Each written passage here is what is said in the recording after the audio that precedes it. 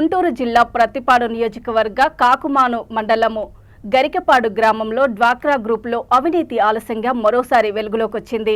డ్వాక్రా సంఘాలకు గత వైసీపీ పాలకులు అంటించిన బోగస్ మరకను తొలగించేందుకు కూటమి ప్రభుత్వం దృష్టి సారించింది.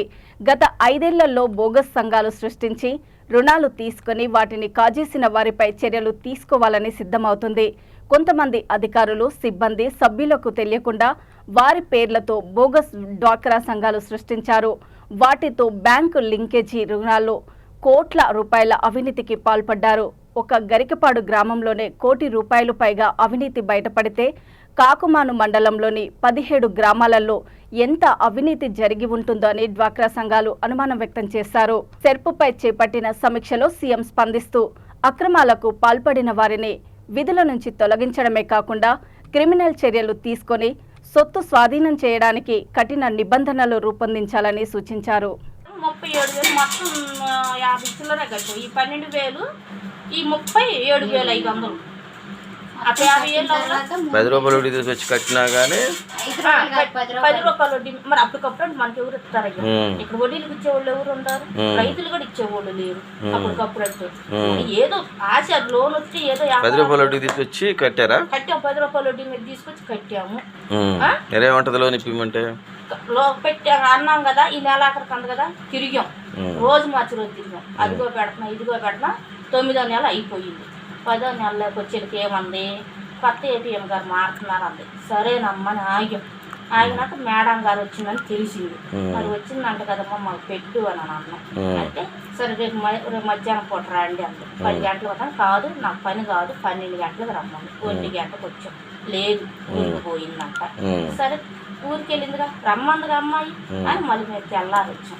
ఎంత లెక్క రావద్దు నేను పని చేసుకుంటాను. 11 గంటలకు వస్తున్నాను. రావద్దు ఏడాది మీరు వచ్చేసి నేను పని చేసుకునే పని లేదా అని అంటే అదేందమ్మా నిన్న రమ్మన్నావు. కాలు కొట్టుకుని సంఘం ఏమన్నా ఉందా? కాలు కొట్టుకుని వచ్చాం మేము. నిన్న లేవు ఏ మాట మాకు చెప్పండి. ఊరికి వెళ్ళావు మీటింగ్ అన్నావు. సరే తీసేసాం. ఇవాళ వచ్చాము మాకేదో సమాధానం చెప్పాలి కదా నువ్వు అని అన్నావు. అంటే నేను పెడతాగా నేను చెబుతాగా అన్నావు. అయిపోయింది. మళ్ళీ 2 రోజులైనా మళ్ళీ ఫోన్ చేశాం. నేను పెడతాలే రమణ నేను చెప్తాలే అంటున్నావు.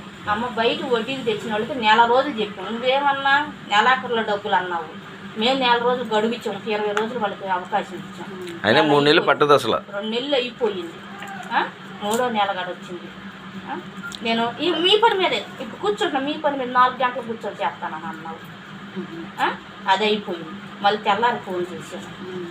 ఏం నా మీద కంప్లైంట్స్ ఇచ్చారంట అని అడిగావు. కానీ మరి మా లోన్ సంగతి ఏంటంటే కనుక్కుంటాను చేస్తాను అని అన్నావు. ఇప్పుడు నేను చేస్తానని చెప్పట్లా. మళ్ళీ తెల్లారి ఫోన్ చేశాను. 3వ రోజు కూడా అంటే ఒక రకం బెదిరిస్తుంది. నేను సుబ్బారావు కనుక్కుంటాను. ఇంకా కనుక్కునే కాడే ఉండవు. కానీ మేము అప్పు తెచ్చిన వాళ్ళు కాడ ఎంత వడ్డీ పెరుగుతుంది. వాళ్ళు మమ్మల్ని ఊరుకుంటారా? ఈ లోన్లు లేక కదా మేము బయట వడ్డీలకు తెచ్చుకుని అల్లాడిపోతుంది కట్టలేక. నిన్ను క్యాన్ మీటర్కి పెట్టింది దేనికి? నీ ఇంటి చుట్టూ మమ్మల్ని తిప్పించుకుంటాక క్యాన్ మీటర్గా పెట్టింది. ఏంది 5 లక్షలు అమ్మ 2,000 కాడికి ఇస్తే ఇసురు నూకింది. 5,000 ఇస్తుంది. 5,000 ఏ శ్రీనిధికా? డాక్రా లోన్కి మనిషికి 5,000 గ్రూప్ మొత్తం మీద 5,000 శ్రీనిధికి ఎవరి కాడ అందినంటే వాళ్ళ కాడ తీసుకుంటుంది. ఎవరి ఇష్టం పక్కన అది అయినా సక్రమంలో పెట్టట్లా.